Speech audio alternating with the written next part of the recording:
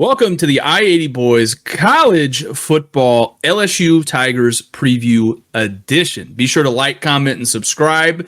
Let's get into it. Chris, LSU had a very up and down year last year, right? In one way, Jayden Daniels, he won the Heisman, which was fantastic, right? And he was elite, but I mean, losses to Florida State, Ole Miss, and Alabama, after they beat Bama the year prior to that. I mean, it kind of seemed like they regressed a little bit after the year prior they made the SEC championship game. I know going into last year, I was really, really high on LSU. I thought LSU had a shot to win a national title last year. I thought they had enough pieces coming back. We'll talk about some things that kind of plagued them, kind of going forward, I think. But really what we'll get into now is their offense. So like we talked about, gone is Jayden Daniels and the OC Mike Denbrock. In steps Garrett Nussmeier at the quarterback positions. The other things about LSU's offense is they're going to have a split offensive coordinator role this year, right? Cortez Hankton and Joe Sloan are going to step in and kind of handle the duties. I think Sloan's going to be the play caller, and Cortez Hankton's going to kind of assist with some of the things in that nature. So it'll be interesting to see a lot of programs now kind of go into multiple coordinators and kind of doing that. So eventually you'll see every team in America have 18 different coordinators, and it'll be, whatever. So we'll see how that works. But, look, Garrett Nussmeier, getting back to him here, Chris, I thought he looked good, last year in the games he played. Like he put up 590 yards and 5 touchdowns. The year prior to that, he played in the SEC championship game against Georgia, and he came in, he looked pretty good when Jay Daniels got hurt. I thought, hey, this guy is definitely showing he can be the future of this program.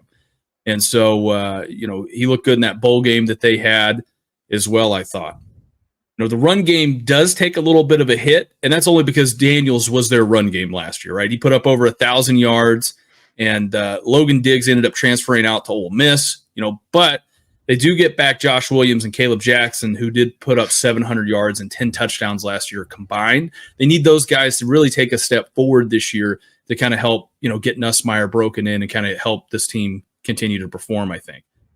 Receiver room. Okay. Receiver room last year took a massive hit going into this year, right? They lost Malik Neighbors and Thomas, their wide receiver, right? Thomas Jr., right? So they're both off to the NFL, as we know, but they do get back Kyron Lacey and Chris Hilton Jr., as well as tight end Mason Taylor. So, look, it's LSU. They always are going to have wide receivers, okay, which I thoroughly enjoy. All right, I thoroughly enjoy. It was Brian Thomas Jr. My phone auto-corrected here and accidentally said Brown. I was like, that's not the right name. What the hell's going on there? So, anyways, you get the point. But it's LSU. Yeah. If there's two things I trust, DBs, wide receivers, let's go, son. They're gonna be just fine. Offensive line, I think, should be really solid too. They do have both their tackles, I think, are NFL caliber tackles as well for LSU this year. So, yeah, Chris. With that being said, I'll throw it back over to you for the for the defense.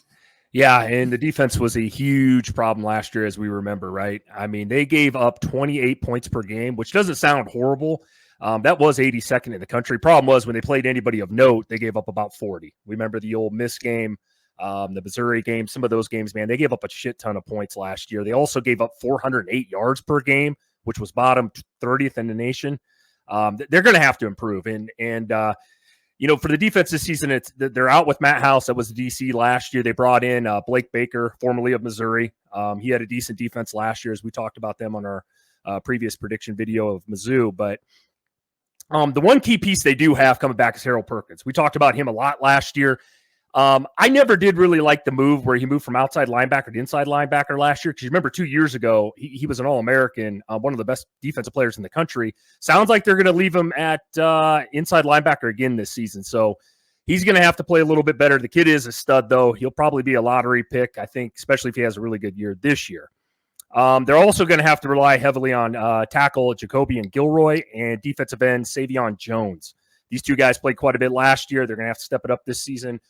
Kind of a weird thing, we talk about great position players at LSU. The secondary has been known for putting out crazy good cornerbacks, safeties. I could go through the long list that's in the NFL, but they have a ton of experience, but they got to be a lot better. Last year, they got torched on the back end in a lot of games.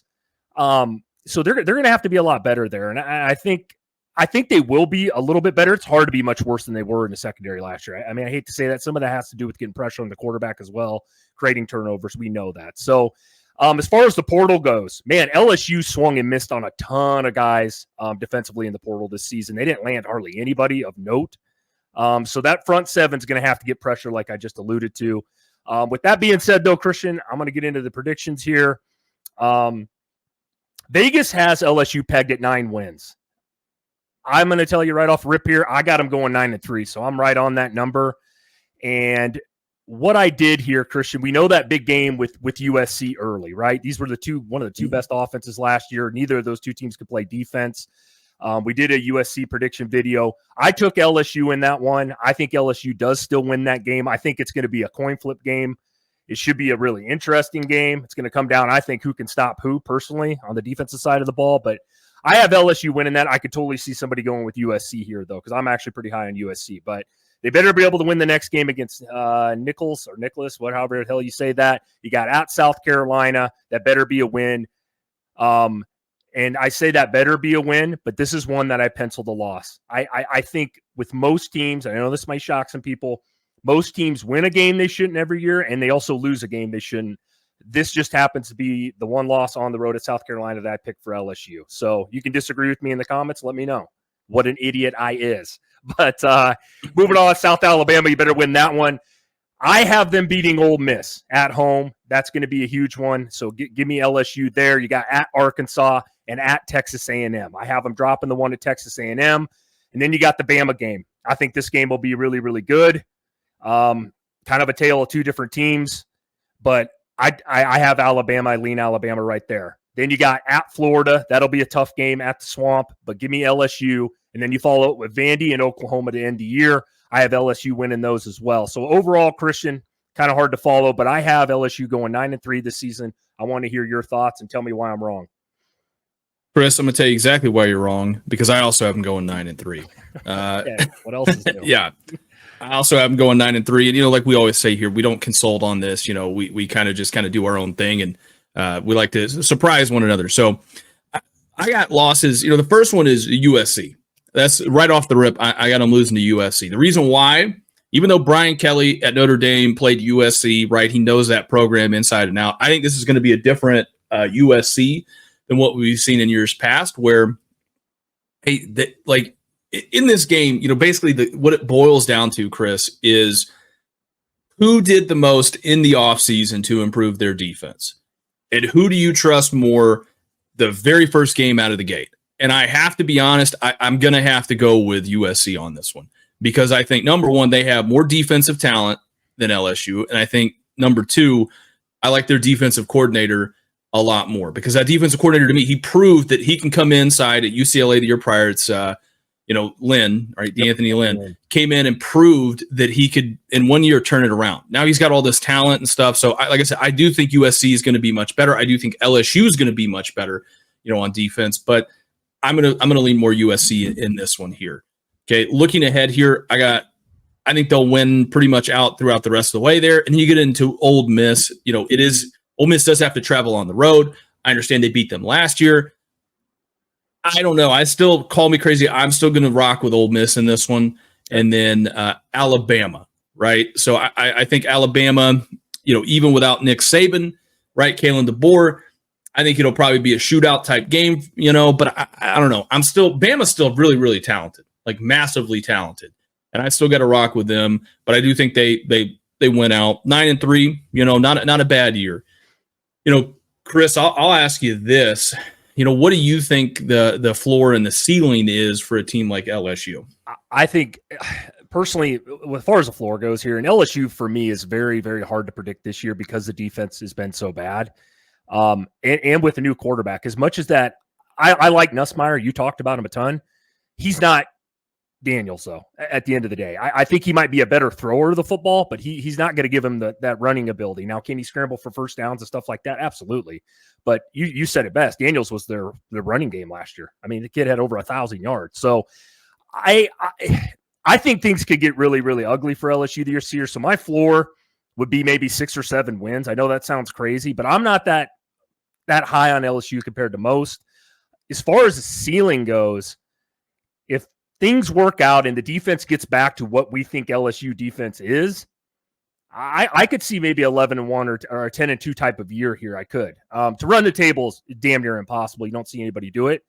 But they would have to really, really drastically improve defensively. And I'll be honest with you, Christian, you said it too.